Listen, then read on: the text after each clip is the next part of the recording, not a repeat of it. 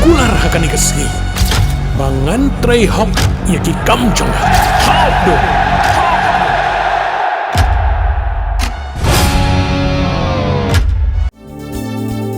Kikubor kapatisi TV. Manus nam daki lakbon ki bakwa penpinda be ke MBBS Henry Khyndew e ki bapas ke admission kalapli ha Emmanuel Coaching Academy epi join menta pinyo e ki kod bat ki e-materials kin don ru ki mock test ban pen kray api nagabenta ka neat.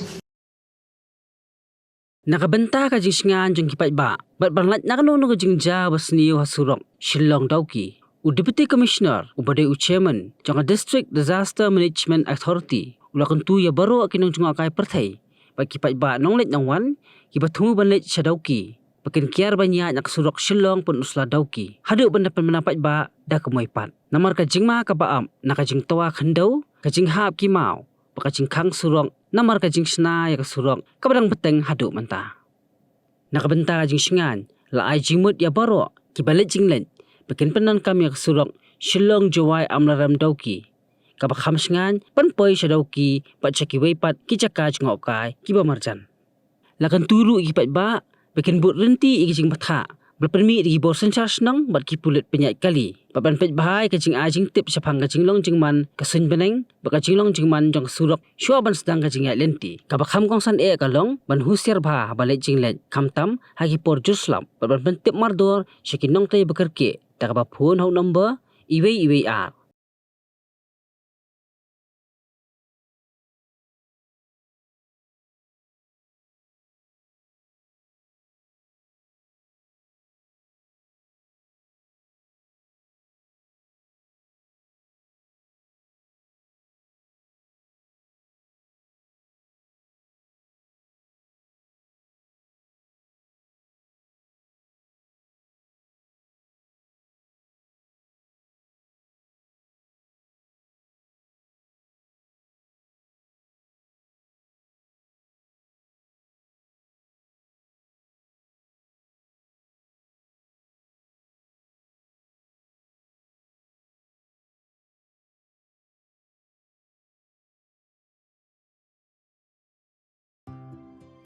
Mornings are always busy.